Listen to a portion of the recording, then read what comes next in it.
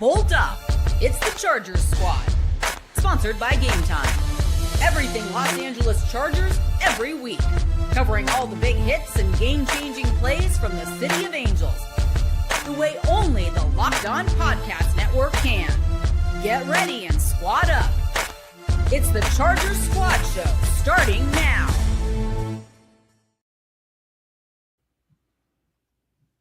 All right, we are ready to roll. I am Pete Fox, David Drogemeyer of the Locked On Chargers Daily Podcast joining us here. And of course, you all know the three-time Super Bowl champion, 9-year NFLer, Kenyon Barner. What up, KB?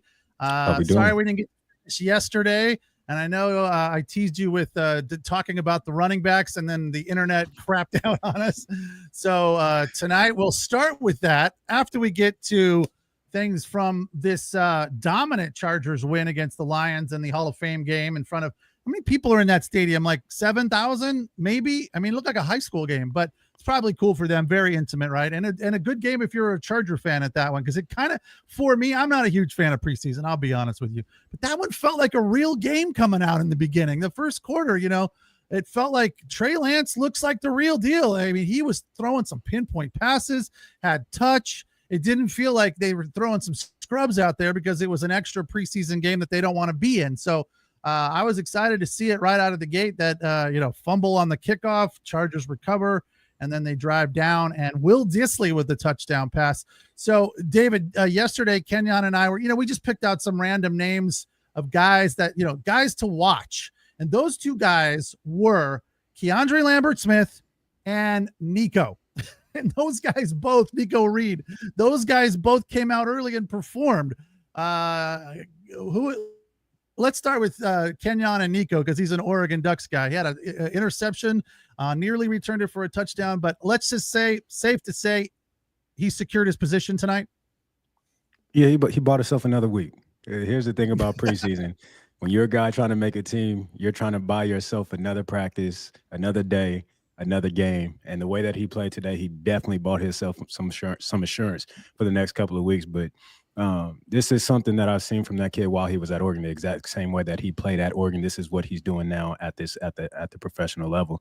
The pick that he had, but the play that really stood out to me outside of his own was the Tony Jefferson interception, where if you really look in and you watch Nico, he got into the receiver's chest, squeezed him to the sideline, took the air out of the route, which made that interception a hell of a lot easier for Tony to get that. So I think he did himself very well tonight. Very well. Very good showing. It felt like he was physical too. Yes. I feel like as a tackler, he was getting in there. He kind of created that pass breakup and forced that. Also made plays on special teams, making tackles and that avenue. So he was just doing everything that they were asking him to do. Whenever he was on the field, he was making an impact on the game. And so whenever you get an interception, you take the football away, that is definitely going to put you on the radar of the coaching staff, because, hey, anytime you can get the ball back to Justin Herbert in the offense, create short fields, you're going to see what you see tonight, which is a blowout. Those blowouts don't really happen unless you get turnovers and you convert those turnovers into points. Yeah, Pete, they've been calling. Go ahead, Pete. Go ahead. They've been calling Nico Reed, the guy that's been the most impressive guy at camp. Those words from Jesse Minter. He's flashed every day. And, of course, he did today right out of the gate. And even that first play, David, I don't know. I was kind of like, was that a drop? But it looked enough like he hit that guy hard. So it could have gone either way. I mean, you give the guy credit for a good play, even though it might have been a drop. Yeah, I mean, but he was there and he kind of forced that drop, and also, because he was physical and he was in that receiver immediately. He didn't give him any time to be able to snatch the ball, be able to put it away, and be able to, protect himself. He was there immediately. So, I mean, I just think that sense of urgency and, really kind of knowing where he's at and not, quitting until the whistle is blown. I think that just shows the characteristics that you want, especially from the guys that are on the back end of the roster trying to make a team, especially looking at this Chargers cornerback group. He's still on the back end, and so I like the way, Kenyon put it, where he said you bought him another week. He keeps making plays. He keeps doing things like that and impacting the game. Then he's going to turn that another week into the regular season. Yeah, you talk about his physicality. me and Pete talked about that a little bit the other day, about having a DB who's willing to come up and get physical in the run game. That's how I judge a secondary or a defense in general. Your defensive line is supposed to do what your defensive line is going to do. Your linebackers are supposed to be physicals. Your safety are supposed to be able to cover and play in the box. But when I really look at a defense, I want to look at your corners. If a running back or somebody gets to the outside, gets to the edge, will you come up and will you make them feel you? And Nico is that guy, and he showed that tonight. David, you also mentioned Nico being in position. That's the best thing that you can do as a DB. You can either be in position to make a play on the ball, break it up, or intercept it, or just being able to bring the guy down. And Nico did exactly that. Hell of a showing for that kid tonight. Great first outing. The other guy we talked about yesterday that showed up pretty quick, KEANDRE Lambert Smith, KLS as they're calling him, 2 receptions, 43 yards, and a touchdown. You could look at that from both perspectives. Trey Lance put the ball right on him, and he caught it, which is good to see. But, yeah, just, again, making himself aware to people. They know who he is. He showed up right away. So I thought that was cool because those two guys, have been getting run. So it was nice to see them perform up to the expectation, right out of the gate. And KEANDRE Lambert Smith, I think, should make this team just based on the performance in this game, unless he just completely falls apart. But maybe he, pulls a hammy and then doesn't play the rest of the preseason and then shows up for the first game. Yeah, I don't think there's any way that he's not making this football team. I think with KEANDRE Lambert Smith, he showed very quickly in the 2 catches why he's going to be so valuable for this football team. Last year in the playoff game against the Houston Texans, it was Ladd McConkey and then everybody else. Ladd McConkey had almost 200 yards receiving and nobody else had more than 25.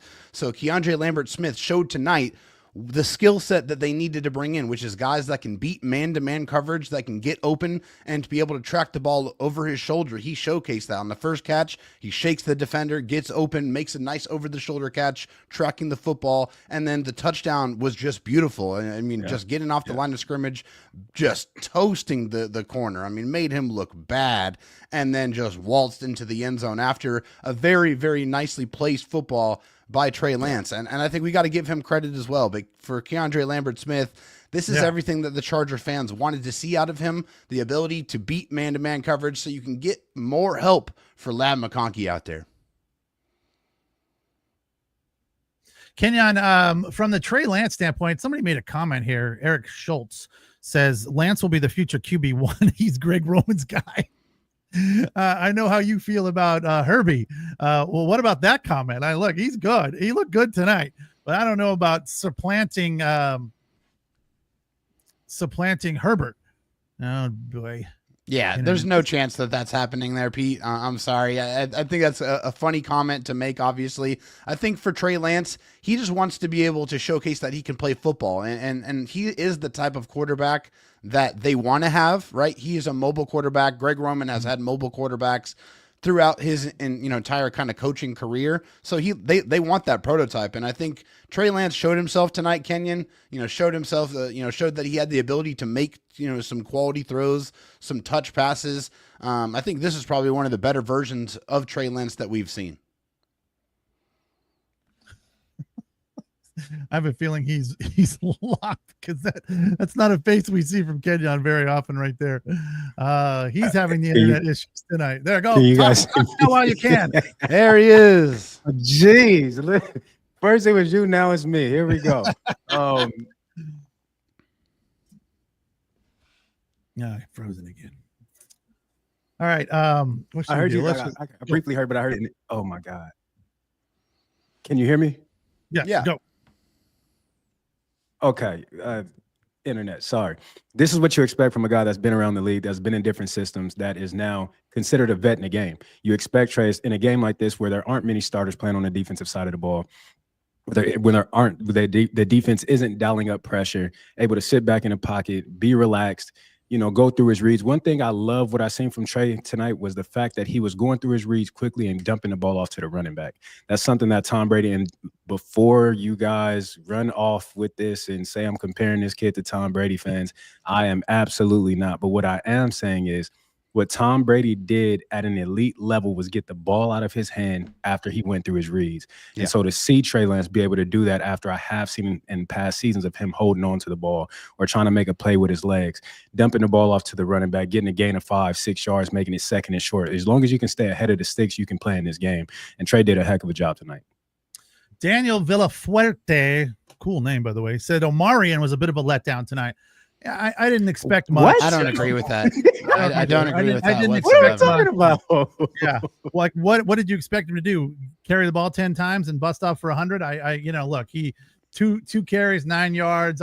He looked fine. I never put too much emphasis or importance on what these top draft picks do in these early games, especially any preseason game for that matter. We always kind of dig around and try to find guys that are on the bubble, that are out there with a chip on their shoulder. Omarion's not playing with a chip on his shoulder right now. He's the number one. Let's not look at the box score when we're talking about what he did. You know, if you actually watched the game and you saw the 8-yard run, you saw everything you wanted to see, which is the ability to break tackles, be physical, fall forward, and be able to be productive. Like, that's half the battle. You know it, Kenyon, as a running back. Like, you want to be falling forward, you want to be pushing the ball. And too many times last year, the Chargers had way too many negative runs or runs that just did not go anywhere.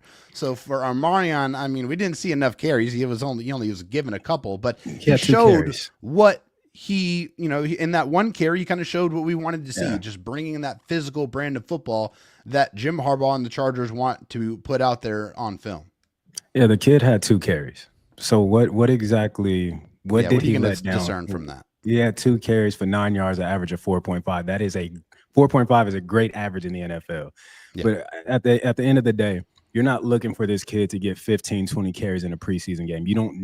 I don't need you to play right now. I need you to play when it counts. I need you to play when it matters. So this isn't about getting a guy multiple carries, a bunch of carries when it's clearly going to be either he's going to be 1A or 1B. That's how it's going to shake out. So I want you healthy when it matters. That he did what he was supposed to do with what he was given. Make a play, show what you can do, show some ability at the running back, be quick, be decisive, getting upfield, north and south. He did that.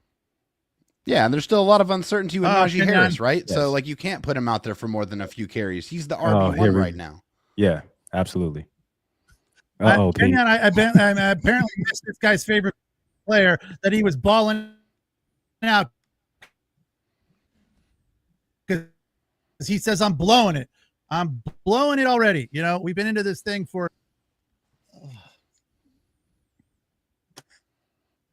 we got another one, huh, Pete? We got another one. Yeah, I don't know. I don't know what's going on with this internet. It's absolutely insane. We've never had problems like this, and my internet could not be any faster. I mean, I don't know. It's the weirdest damn thing. I don't know. Anyway, so I'm blowing it, apparently. I don't know how or in what way and regarding what exactly I'm blowing. But anyway, let's talk about Kamani Vidal a little bit. Couple of touchdowns. What I liked from him, and I liked this last year, so I feel like it's gotten better, and I feel like he's growing and getting stronger. But more importantly, he's got that burst. He gets to the edge and can just shift, put his foot in the ground, and accelerate. And I think that for a guy of his size, which is not very big, is a extremely tough asset to deal with as a defender.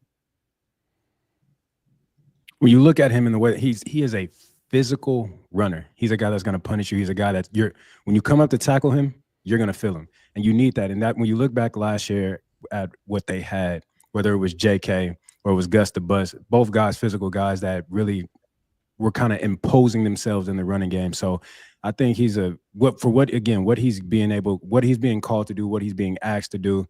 The dude is doing his best to make a team. And tonight he had another great showing, did his thing, carried the ball well, physical, north and south, fell forward, and got in the end zone. And that's the most important thing.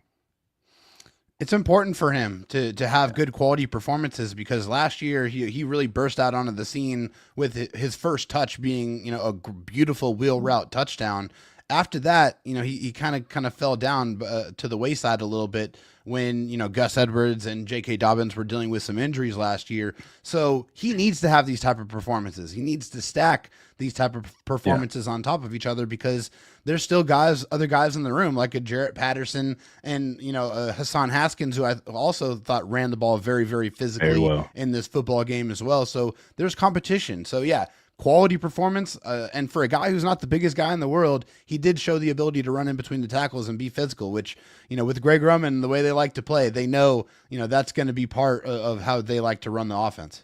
He runs bigger than his size. David, He runs bigger than what he is. David, tell me more about Naheem Miller-Hines. He's a guy, he looked good tonight, and I thought he especially flashed with the kick return on a kickoff. I think that was to start the second half.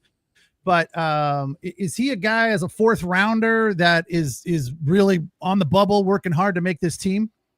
I think there's an opportunity for him, especially because, what he kind of brings to the table, he has a calling card as being one of the better receiving backs in the NFL. Now, he's dealt with major injuries the last couple of years that has kept him out of football, so he's rusty, right? But for him to come into this performance and be able to have a good kick return that's flipping the field, I thought that he, with the few carries that he had, he was able to display some shiftiness, and he was able to be productive. So I think this is a good performance for Naheem Miller-Hines here. And I think, there is an element, that he brings to the table with that pass catching ability that we haven't really seen, with the Chargers since probably Austin Eckler, right? So I think there is an opportunity there for him if he showcases that he's healthy, that he's able to, if he continues to make plays on special teams, and, he catches the ball well out of the backfield, which is his calling card.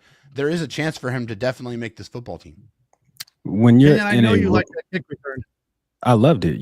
That's special teams that's my bread and butter. That's what got me 10 years in the league. So I'm all for it. And when you're in a room as stacked as the room that he's in, you have to find a way to be valuable. And one thing that he has that I don't think any other, I won't say that, but he can play special teams and he can return the ball. And outside of Davis, the punt returner, last year, we didn't really see anybody step into that role and be effective. So you have to have a backup plan if Darius does go down. And I hope I said his name right. Darius Davis. Yeah. Did I say it? Yeah. Okay. If he does, you have to have a backup plan. And if he continues to show up, continues to make big plays in a return game, he has something that the other backs in the room don't have. And that's value at the return spot and being able to possibly play gunner, run down on punt, or block on punt return, be on kickoff. He has the ability to play in different spots on the field. So, I'm excited to see what he continues to do as things move forward in the preseason.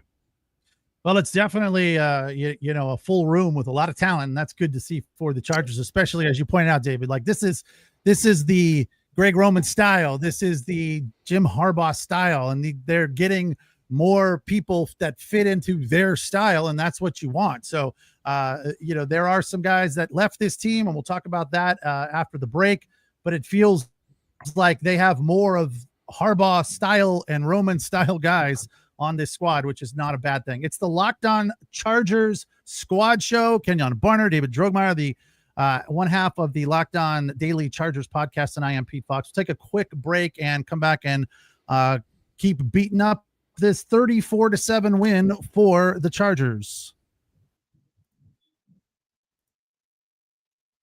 All right, today's episode of the Locked On Chargers Squad Show is brought to you by Monarch Money.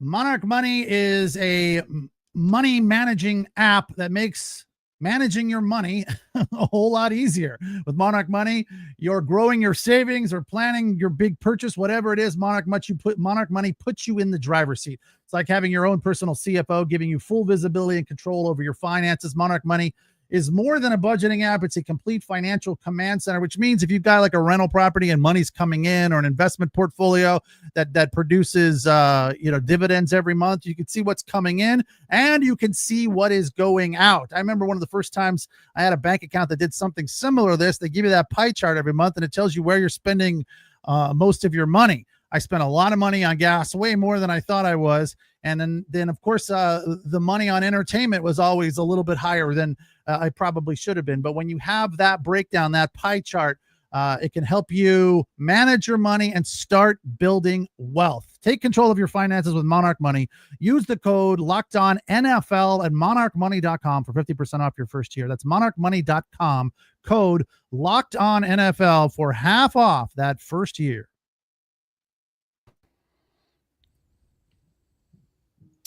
The Locked On Chargers Squad Show here on the Locked On Chargers YouTube channel. Chargers with a competent, comfortable 34-7 win in an extra preseason game that they took pretty seriously, which I was happy to see, way more than the Lions did. I mean, look, I thought Kyle Allen looked good. That was good for them. He played a nice game, 9 of 14, 91 yards. Trey Lance, by the way, 13 of 20 for 120 and 2 touchdowns. Uyunglele came in at the end, 2 of 3 for 25 yards. So he's going to have a tough time making the squad if Trey Lance keeps playing like that. But the other thing that I kind of noticed a little bit was the defensive line and the absence of Poona Ford. And, when we heard that was happening, we were like, because he was big for the Chargers on the line last year. But did anybody, for both of you guys, did anybody jump off the page today? And in the limited time we saw the guys that could potentially be starters, did anybody jump off the page for you and go, maybe he's a guy that can fill Poona Ford's shoes? Well, I think the guy that they definitely want to fill his shoes is a guy that wasn't playing in the game, which is Teair Tart. I think that they definitely saw him flash in the opportunities that he was given last year in that rotation. I think he definitely wants to, they want him to be the guy that steps up and takes that spot. I think he has that ability, but as far as in this game on the defensive line, I think who I noticed was probably Otito Ogbonnia. I think Otito Ogbonnia made a couple of plays in run support that I liked. Getting quick penetration, be able to make tackles for little to no game. It's obviously hard on the first watch to be able to pinpoint other people. I got to go back and watch the game again and really focus on the line. But just off of the first watch, I think Otito, he provided and he showed himself well in this game tonight. I'd agree. I would say that he flashed the most. Outside of that, again, in a game like this where no one's really playing, there's no scheme going into it. It's really hard, and especially when you're watching this where they're going off to talk to the Hall of Fame guys, and it's just hard. It's hard to really notice somebody actually consistently showing up. But to say somebody that flashed, as we talked about, Pete, definitely would have to agree. Yeah, I did. I kind of saw him right out of the gate. I was surprised he only had 1 tackle. Maybe that's the one I saw. But he was kind of getting into the backfield, which was nice to see. But this one was interesting from the standpoint the Chargers put a little bit more emphasis on some of the starters or guys that are going to play a lot. It wasn't a ton of dudes that we aren't super familiar with. There was a lot of them in there, obviously, as you get into the later stages of this game. And I'll be fair, I paid a lot less attention, when it got out of hand. By the second half, if your cousin or high school buddy is on this team and played late in this game, sorry, I probably missed it. I'll be honest. But what I saw early on was it felt like I said in the beginning, it felt like a real football game to me and not just like a glorified scrimmage. So that's a good thing. And the other thing that was spot on was Harbaugh's reaction to the sideline questions. Tell me what you thought about Trey Lance. Well, it was just great to see everybody out there playing. Great answer. That was great. Way to go. That's mid-season form right there. It was just great to see everyone out there playing.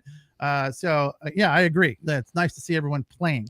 But I feel like Trey Lance is an upgrade for this team as a backup quarterback compared to what they have had in the years past, right? I felt like Taylor Heineke was an upgrade, and compared to Taylor Heineke, Trey Lance is an upgrade. And as we talked about yesterday, David, Kenyon pointed it out that, he's a first-round pick. He's a 3rd overall pick. He has something to prove.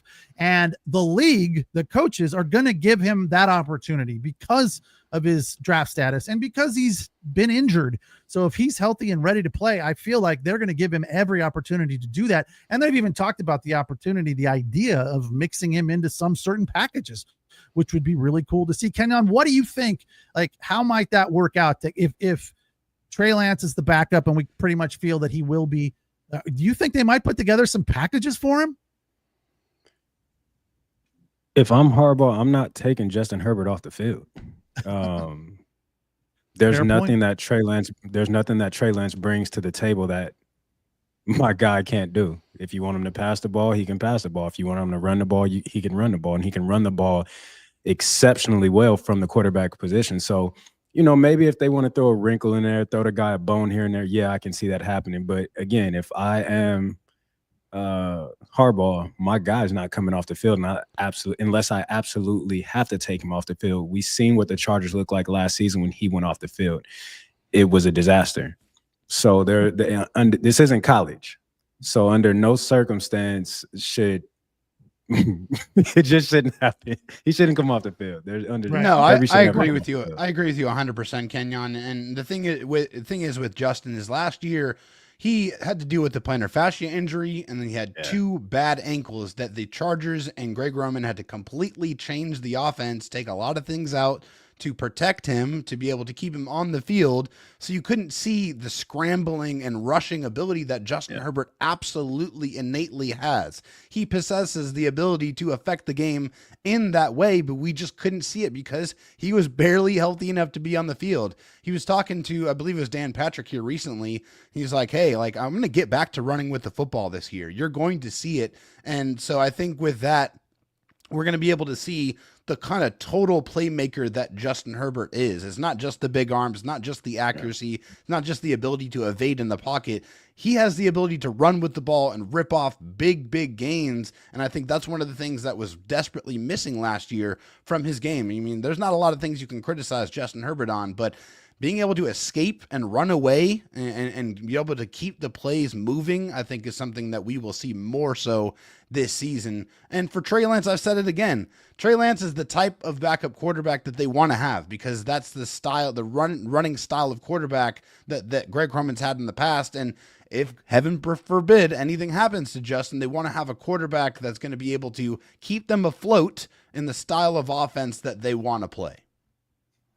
David, look at this line. I mean, it was better last year, and I feel like Mekhi Becton makes it even better this year. Slater, Bozeman, another year for Joe Alt, so no longer a rookie.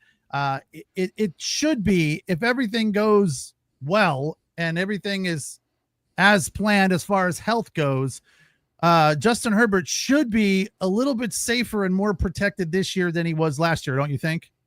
I think that they definitely will have a better offensive line. I still feel like there's some questions that need to be answered on the interior, especially who's playing center, who's going to be playing left guard. I think, in this game, we got to see Zion Johnson play center, and unfortunately it didn't look very good. He had a botched snap. He had, a snap where he snapped it high and kind of caused the play to go a little bit awry. So this is something that the Chargers have put a lot of stock in, a lot of energy, a lot of time in to trying to see how he's going to be able to translate from switching from guard to center. And the first kind of opportunity he's gotten to play center in a live game, it did not look the greatest. Now, Joe Alt and Rashawn Slater are fantastic. I think they are very quickly going to be one of the best tackle duos in the NFL, period. They are special. Mekhi Becton on the right side with Joe Alt, they're going to run some people over this year. They are going to road grade people. It's going to be nasty. But the interior of that offensive line is where I think Charger fans have a lot of concern, because last year the Chargers could not handle stunts or twists. It was a big problem. Yeah. And this year, it's the same guys. You're kind of just switching around, playing musical chairs. So I don't know how you can have a lot of confidence at this point that they're going to be able to improve upon, which what to me was one of the biggest kryptonites of their offense last year. Kenyon, we didn't get to talk specifically about the changes in the running back room yesterday, but I know you're a huge J.K. Dobbins guy. Yeah. And the fact that he's gone along with Gus Edwards is unfortunate, but replacing them with Najee Harris doesn't seem like a step down. I mean, that's a guy with 4 consecutive 1,000-yard rushing seasons. So how excited are we about that? And will we see him this preseason at all? I'm very excited about it. And again, do we need to see Najee Harris run No. the ball in a preseason game? No, we don't. No. He's proven it. He's done it. But speaking about JK and Gus, here's what I think about the room and how the room is transitioned and switched over. I think OMARION HAMPTON is a younger, healthier J.K. Dobbins. If you look at the way he runs the ball. And bigger. You know what I'm saying? The contact balance, the physicality, the ability to get in and out of holes and create holes. I think he is a younger, fresher, bigger J.K. Dobbins. And when you look at Najee, if you look at how the Chargers intended to use Gus and J.K., this is the same type of grouping that they put together, but just guys that are more polished and I believe slightly better. And I won't say that because J.K. can play the game of football. And when J.K. was healthy, there was not too many backs in the league that was better than J.K. last year. Injuries, of course, are always his Achilles heel. But with that being said, Najee Harris, OMARION HAMPTON is just another version, but a better and enhanced version of what we had last year. It's that physical brand of football, man. It's they want to beat up their opponents. They want to have running backs that, you know, and I think with OMARION, he has that full ability to be able to catch the ball out of the backfield, to be able to break tackles, to be able to make people miss in the hole. I think with Najee, he's that hammer. You know, he's a guy that's going to beat you up at the line of scrimmage. And the Chargers want to drag you into the deep water and in the fourth quarter and beat you up all game to where you just want to quit. And they want to drown you with the running game. So that's why you bring in a Najee Harris and a, you know, OMARION HAMPTON, who kind of have some, you know, I would say complementary, you know, attributes to their game, with OMARION being just a little bit more explosive and having that home run ability. I think, you know, it's going to be interesting to see what the split's like. We don't even know if he's going to be back, though. That's the thing. There's still so much uncertainty with Najee Harris with the eye injury. He hasn't practiced at all. They didn't know. They did say he's going to be back for training camp at all. So we don't even know if he's going to be available for week one. Still a lot of uncertainty there. So right now it's OMARION HAMPTON as RB1 until Najee Harris is able to show up and actually perform on the football field. All right, Kenyon, I'm making more fans here. I've pissed off Alan. Does this Pete guy need to be a part of this? He obviously has no investment in the Chargers. He literally didn't watch the second half. Now, I didn't say that, Alan. And to answer your last question here, he's asking about taking a top five quarterback off the field. I wasn't asking that, moron. One of the listeners was. So pay attention. If you're so smart and so into the Chargers, pay attention to what we're talking about. Anyway, back to the discussion. David, you got to understand something about Pete and the fans. They have a crazy dynamic. Oh, yeah. Okay, Crazy David, dynamic. let me tell you that the fans that think they could coach the team if they weren't, working behind a desk or wherever they're working, drive me insane. They are like, oh, I'm in a fantasy league, so I know everything and you know nothing.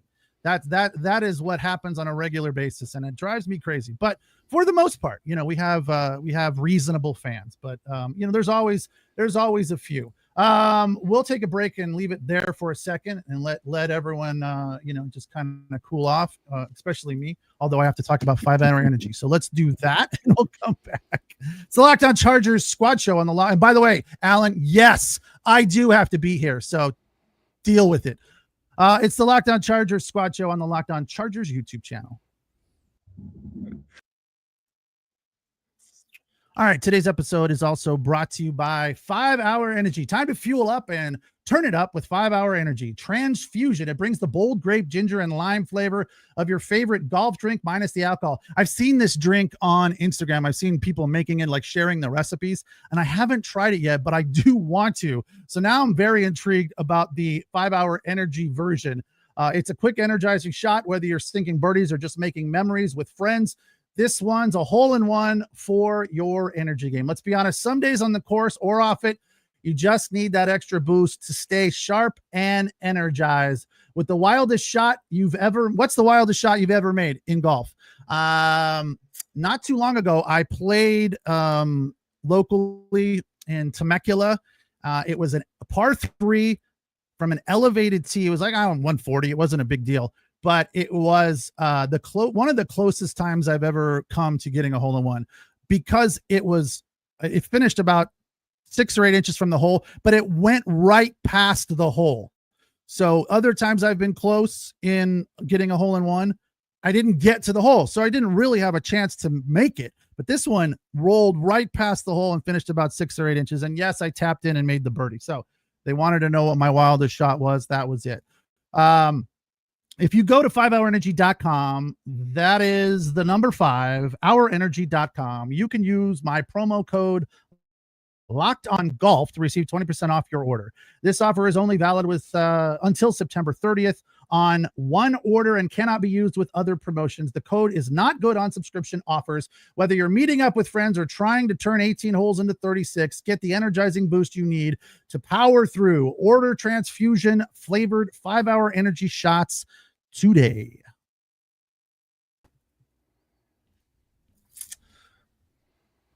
It is the Locked On Chargers Squad show on the Locked On Chargers YouTube channel.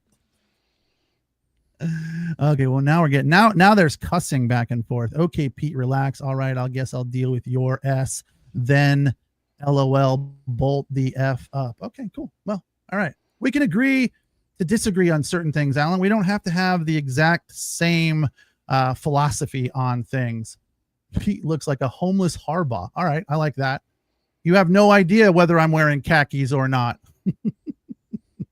Oh, where's Kenyon? His internet is taking a crap. This internet. David, have you experienced these internet problems? You and Daniel don't seem to have them. And I've never had them either. Well, fortunately, Pete, we don't have to worry about going live very often. And so we get to record our shows, which means we get to edit them and put them out and make them look all pretty and nice. Yeah, Kenyon and I, we just fly without a net, man. That's the only way I've done it here. So it's all I know when it comes to Locked On. We talked a little bit about the offensive line. I'm curious. At times tonight, I'm just talking about tonight. I'm not trying to turn this into what the Chargers are going to do in the regular season from a defensive line perspective. But what we saw tonight, at times, I felt like the defensive line was a tad bit suspect. It wasn't terrible. It just felt like there were times when the Lions kind of had their way, moving the ball down the field. And their one touchdown came from Craig Reynolds on a running play, 38 yards for him, 35. Jabari Small, 11. They had 10 and 21 carries between those two guys. That's a lot. What really, what would you say about the line? Where would you grade the line tonight as far as the play goes with this preseason game, David? I mean, I anytime I'm going to hold my opponent to under 3.5 yards a carry, I'm going to be very, very happy, no matter who's out there on my defensive line or in my linebacker room. And the thing is you didn't see any of the starting, really the starting defensive linemen on the field. You didn't really see any of the starting linebackers, with the exception of probably Troy Dye, who is not the starter. He's probably the third linebacker on the football field. But anytime I'm holding my opponents to under 3.3 yards a carry, or 3.5 yards a carry, I'm extremely happy. And the Chargers dominated this game.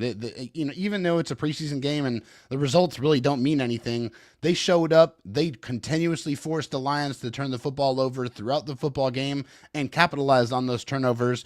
And that's why you have a blowout here, So I think the defensive line did their job. They're really, outside of maybe one quality drive, the Detroit Lions didn't really get anything going this entire game. So honestly, to me, I think the Chargers dominated this game from beginning to end, outside of one decent drive by the Lions.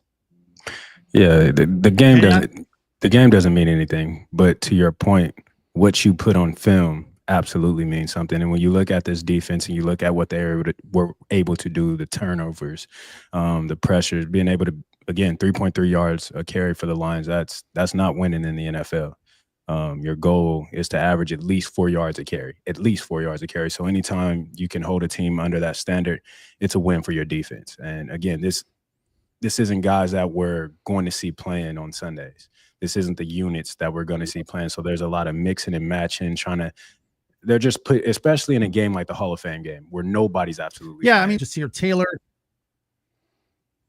We're just putting guys out there, putting them in spots. What I was saying was Jasir Taylor, guys that were familiar with Dean Leonard.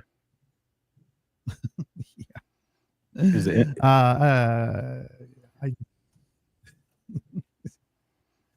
Is everyone there?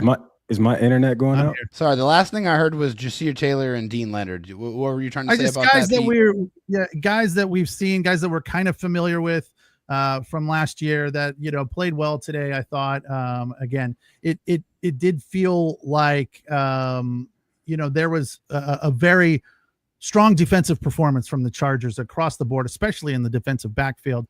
You bring up a good point, David, that they held them. I mean, they're out there playing a game. Somebody in the comments early in the show referenced the turnovers, and he said those turnovers wouldn't happen in a regular season game. Okay, maybe, I don't know. Why not? They could. The fact of the matter was, let's be honest, the Lions were not trying to turn the ball over. They weren't out there like, who cares if we turn it over? They don't want to turn the ball over because, as you always point out, Kenyon, they don't want to put that stuff on tape. So the fact is that they're out there playing, maybe not 100%, but they're out there playing, and turning over the ball in a game like this is never a good thing. So the fact that the Chargers created the turnovers is saying something.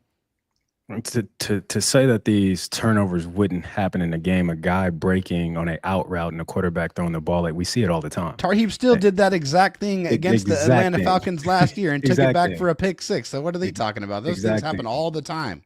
We see receivers get the ball taken out of their hand. These are plays that we see on a regular basis throughout the regular season of the NFL. So to say that this is something that wouldn't happen, I would have to ask the question, are we actually watching football games? Because if we're actually watching football games, we would know that these are common plays in the NFL. These are common plays on every level of football, not just the NFL. So to that, whoever that fan was, I have to disagree with you respectfully. And before I jump out of here on this on the squad show, I have to take a moment and give a shout out to the preseason Super Saiyan God, Tony Jefferson. Tony Jefferson is all over the football field, man. He is insane. Making tackles on special teams, blowing people up on defense, and then, snatching another interception. Like, if you wanted to talk about the legacy of Tony Jefferson and how amazing that guy is, just go ask his teammate, Trey Lance, what he did to him last year in the preseason in Dallas. That basically secured Tony Jefferson's spot after he left the NFL, retired, became a scout, came back and made the roster off of that performance. Now this year, having a full offseason to be able to get back into shape, be able to run, be able to get his cardio under his belt, going out there again tonight and showing out. And just, to me, I think I'm good seeing Tony Jefferson on the football field. He doesn't need to be out there. He has nothing to prove to me. I feel like his veteran leadership in that room is extremely important, especially if you want to continue to get the most out of Derwin James, which is by putting him closer to the line of scrimmage. You have to have guys on the back end that you trust, that you know are going to be able to be that last line of defense type of defenders. I think Tony Jefferson is a guy that can do that. He has proven it, and it was just really fun to watch him go out there and go crazy in the preseason once again. Shout out to the old heads. Uncle Tony Jefferson showing out again. I was again kind of surprised to see him play as much as he did. I'm wondering how much we'll see him moving forward, but he does feel like a guy that's just out there having fun and is going to take advantage of every opportunity he gets on the field, and it's a good thing for the Chargers to have him. It's positive, and he looked very good tonight. I agree completely. David, thank you for joining us. Sorry about the internet things. I'll keep trying to figure it out. I don't know if it's me or just the air. So we'll do this again after the next game, which I believe is in a week. Hopefully you'll join us, or maybe Daniel, or I think you guys are going to rotate back and forth. So that'll be awesome. But say hey to Daniel when you talk to him here in a little bit. I know he wasn't feeling great. He was a little under the weather. So hopefully he's feeling better. But appreciate the time, and a pleasure talking to you about this comfortable, confident, dominant Chargers win. Have a good one. Thanks, Pete. Thanks, Kenyon. We'll talk to you guys later. Talk to you later, my guy. All right, Kenyon. Someone wants me to ask you a question about they want me to ask you about one of your hobbies, and I'm going to do that after the break. So, okay. I'm very intrigued by this question. So we'll do that after the break. It is the Lockdown Chargers Squad Show. David Drogemeyer of the Locked On Chargers Daily Podcast. He does that with Daniel Monday through Friday right here on the Locked On Chargers YouTube channel. Was with us for the first 3 segments. And now it's just Kenyon and myself taking you to the final 10-15 minutes here to wrap this thing up. A 34-7 win in the Hall of Fame game, Canton, Ohio, for the Chargers as they get win number 1 in the preseason over the Detroit Lions. I'll take a quick break and come right back. It is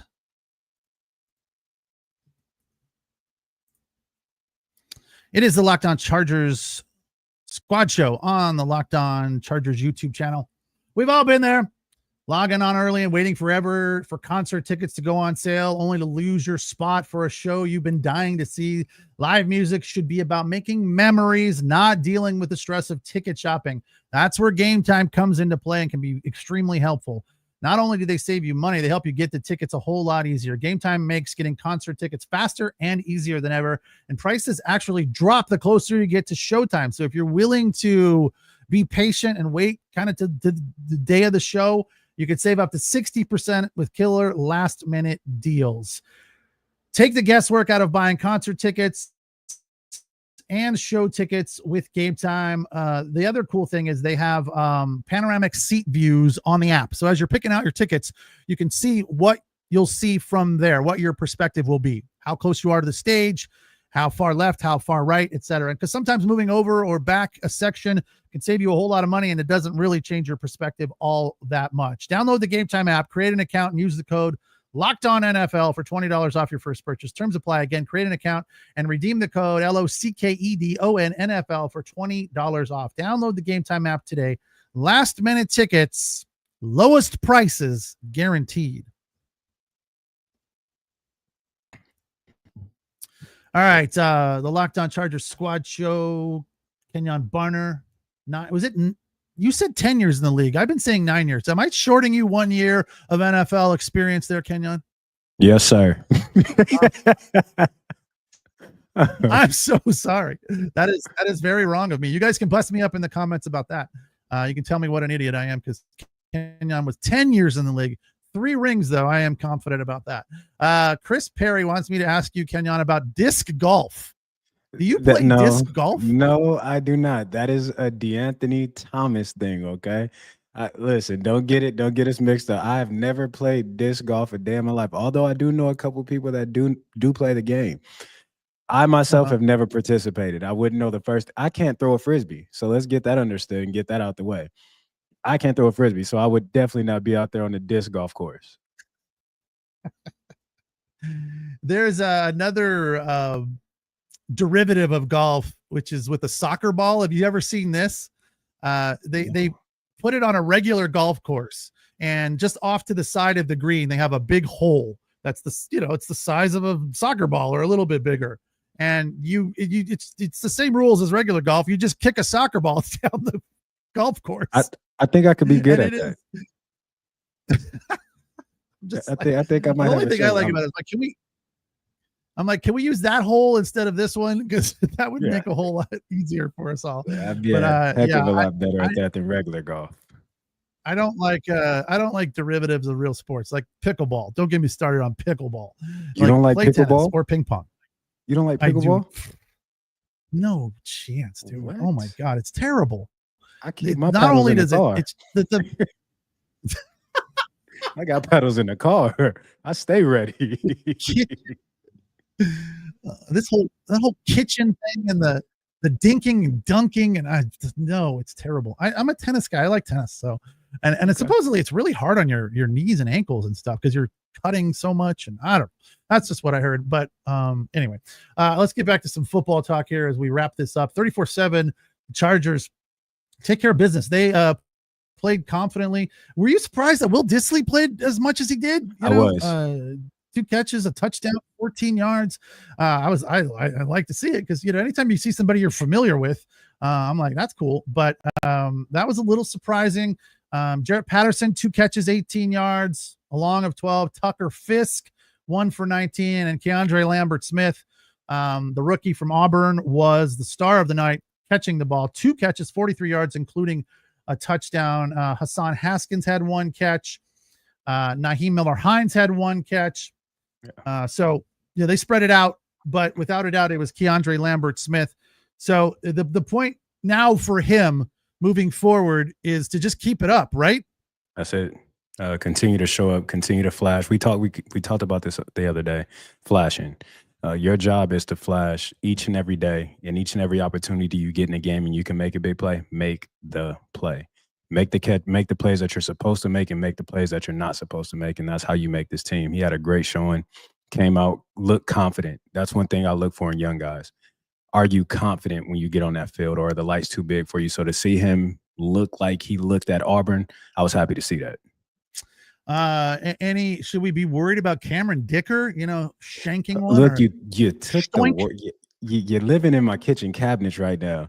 When you asked me if I was shocked to see Will Dissly playing as much, well, no, what I was shocked about was see Dicker, the kicker, miss. That's what I was shocked about. That blew my mind. I said, "What? Wait a minute. He doesn't miss. He's automatic.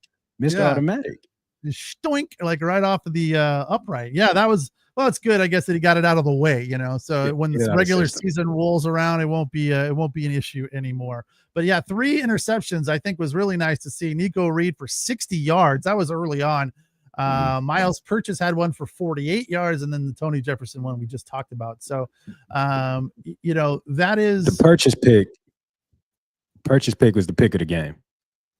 Took the ball right out of the kid's hand. The receiver made a great play on the ball, but the defender just made a better play. Literally took it out of his hands and made one heck of a play. So that's the play of the game for me. When Nico Reed made that pick, you think that was a bad pass, or did he just do a really nice job of jumping the route? It was a combination of both. Combination of both. Bad ball. The ball's you can never be late on the out route, ever. If you're late on the out route, you can guarantee it's going to be intercepted. So, but it was a great break by Nico Reed. Great break on the ball, undercutting the defender, but the ball was definitely late. I mean, that's a veteran move right there. First day on the field, Absolutely. In a real game, even though it's preseason. I thought that was spectacular. And that was a great as play. we said, and that come on, go ahead. That goes to what I just said about making the plays that you're supposed to make and making the plays you aren't supposed to make. That was a play he was supposed to make with that ball being as late as it was on that out route. Nico had to make the play, and I'm so glad that he did, because the conversation come tomorrow in meetings would be, hey, this is a play that we got to make. We got to have that catch. You can't drop that. So the fact that he did it and then got the return on it, that's another positive for him.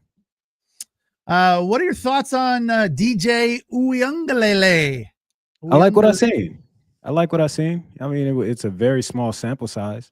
But again, another huge body. These quarterbacks these are big dudes. These are big human beings. Another guy who's not as fast as Herbie, not as mobile, but a guy that can go out there and get the job done. We've seen him at Clemson. Didn't have the greatest. We've really seen him when he was at Oregon State. That was probably the best version of DJ that we've seen. And then obviously Florida State didn't go well, but there's the upside. There's the potential of what he can be. And I think being up under Harbaugh, being in a room with Herbie, being able to learn from these guys, Greg Roman, I think the future can be bright for DJ. Not sure if it'll be here in San Diego in Los Angeles, but get that out of the way early. Right, get that out of the way early. But I do believe that he can play at the NFL level, at the NFL level, and I'm excited to see him. Yeah, this one kind of, the story of this game kind of came into clear focus pretty early on. Guys that we talked about yesterday that have been making an impact at camp, like KEANDRE Lambert Smith, like Nico Reed, like Kamani Vidal. Obviously he's not a rookie. We knew him last year, but a good start to the season for him this year. 9 carries, 37 yards, 2 touchdowns, and looked very physical and fast and like ready to play, and even had a tackle. I don't know if that was in kick return or what, but he had 1 tackle. He's on the defensive scoring sheet as well. So he was all over the place, but that's nice to see because they're going to need him. And you have to assume that he'll make the team, and that's not a guy we got to worry about all that much. I agree that what the little bit we saw from OMARION HAMPTON was good. We'll obviously want to see a little bit more, but they're not going to risk him getting hurt out there, with 9-10 carries. So a little bit surprising that Vidal had that many, but somebody had to touch the ball, I guess, right?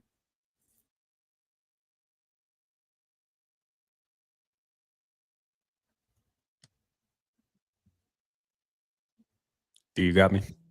Yeah, you're back. It's crazy. This is nuts. Just crazy. Just crazy. Did you hear anything I said or no?